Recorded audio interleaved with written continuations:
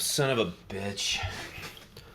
Been trying to work on this solo for like, geez Louise, I don't even know how long it's been. I just really gotta go for it today. I gotta dig deep. Come on, encapsulate the feeling. Encapsulate the feeling.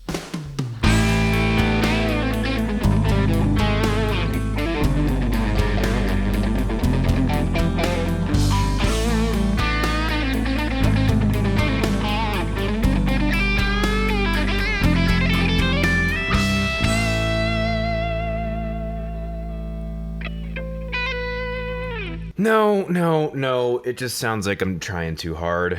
Everyone will complain that it's just too technical. I gotta go for more feel. Less is more. Less is more.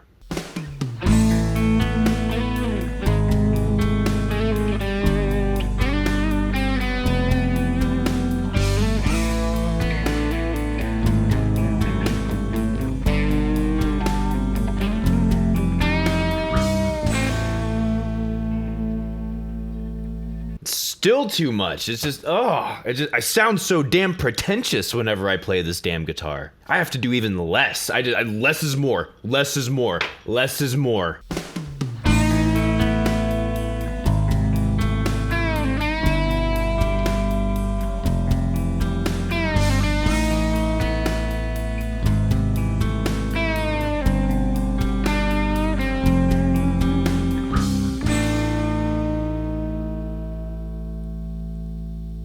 You idiot pig pretentious fuck! Less is more!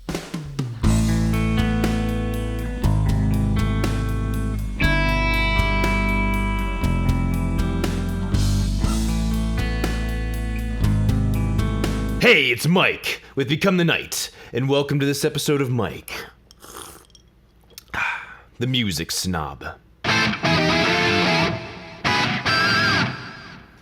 So as many of you may have seen in some of the comment sections of my videos, or as you've seen in your own lives with the multiple plebs you must engage with on your day-to-day existence, not everyone likes the flashy, wicked fast guitar solo. You'll always have that guy that says, I just don't like technical solos. Well, I am here today to tell you, yes, everyone loves a technical guitar solo. With any good music snob video, we need to define our terms. So what is technical? According to Google, technical is defined as relating to a particular subject, art, or craft, or its techniques. Okay. So what is technique?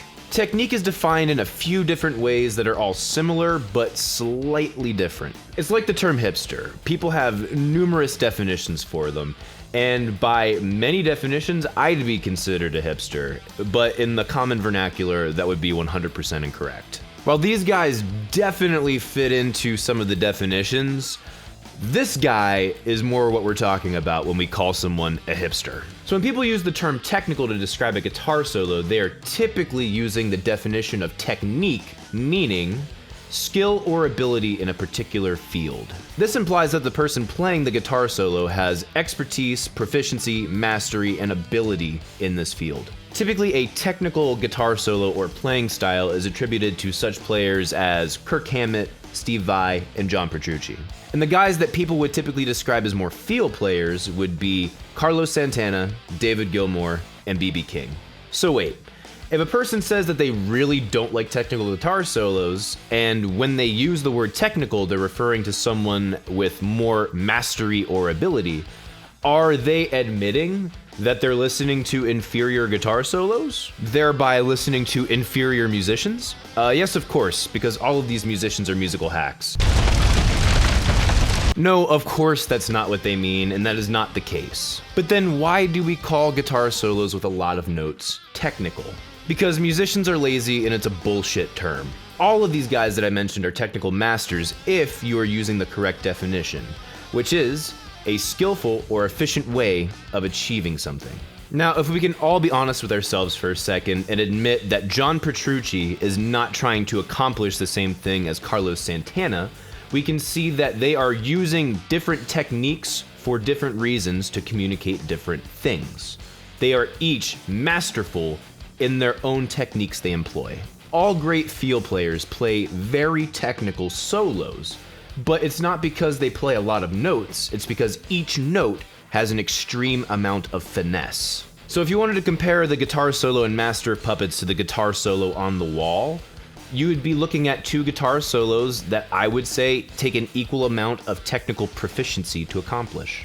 But Mike, isn't that missing the point? Even if you change the meaning of the word, I still don't like guitar solos with a lot of notes in them. Okay, you say that now. Is it really the fact that you don't like guitar solos with a lot of notes in them? Or is it the fact that you don't know how to listen to them? I know this sounds insulting, I'm pissing you off on purpose, just stick with me. People always say that David Gilmour can say more with one note than many other musicians could say with 1,000 notes, and there's some truth in that. But let's make this a little more fair than comparing David Gilmour to other musicians. Let's compare David Gilmour to David Gilmour. Let's say we clone David Gilmour and raise an army to take over the world. But no, in all seriousness, let's say we made an exact duplicate of David Gilmour and put them both to the test. Gilmour number 1 can only play one note in a solo. Gilmour number 2 can play 3 notes in a solo. They can play any notes they wish, however they wish to articulate those notes. Who will be able to communicate more information in their guitar solo? Note the word not who will, but who will be able to communicate more information. Same guitar player, same mastery, same feel. Obviously, the guy who has more notes at his disposal will be able to convey more information. Now let's do another comparison and watch my subscriber base fall out from under me. Let's compare Steve Vai to David Gilmour. Let's look at the musical tools that both artists utilize on a regular basis. David Gilmour typically sticks to blues, pentatonic scale, and that's about it, plain and simple. He does venture outside of there every once in a while, but that is by far his core. Vai plays in all of the modes, pentatonic, blues scale, whole tone, and various other scales that I have no idea what their names are. Now, even with all of these extra tools that Vai is utilizing that Gilmour isn't, you can still try to make the argument that he is saying less, and that's fair. But also in the interest of being fair, is it really the fact that he is not saying as much as Gilmour, or the fact that you are not hearing him, or that you just don't understand him? And if you try to make the argument that David Gilmour is more masterful at his instrument than Steve Vai, I will literally laugh in your face at how stupid you sound. I think it's extremely hard to judge something like that, but I think it's also safe to say that each of them are masters in their own right and have earned the title Guitar God. At the end of the day, players like Santana and Gilmour are more widely loved, not because they necessarily say more, but because their guitar solos are far more digestible than the antics of Steve Vai and John Petrucci. Now, is that Vai and Petrucci's fault, or is it society's? Now, just to piss you off a little bit more, I will take one step further. I honestly and truly believe, in the subcockles of my heart, that Steve Vai says more with his instrument than David Gilmour does. Don't believe me? Give this an honest shot. Listen to the song Tender Surrender by Steve Vai. Then listen to it again. Then listen to it again. Really try to get to know the song. Don't think about it. Don't try and analyze it. Just let it wash over you. Become so familiar with it that you know what's going to come next. You'll start to notice things on your third and fourth listen that you didn't notice on your first.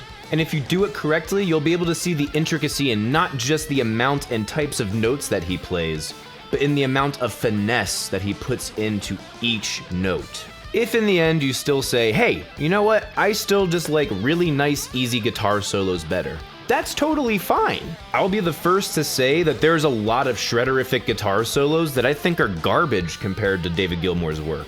What I really hope is that you are able to broaden your mind a little bit and try and say, you know what? Maybe I'm not hearing this the way it's supposed to be listened to. You might not like all the shred, and that is fine. But I guarantee there is some shred you can love. You just need to give it a real chance. There are a lot of virtuosos who have a lot of good things to say with their instrument. And why shouldn't we give them a chance to be listened to as well? This has been Mike, the Music Snob. Thank you guys so much for watching, and I'll see you in the next video. Rock on!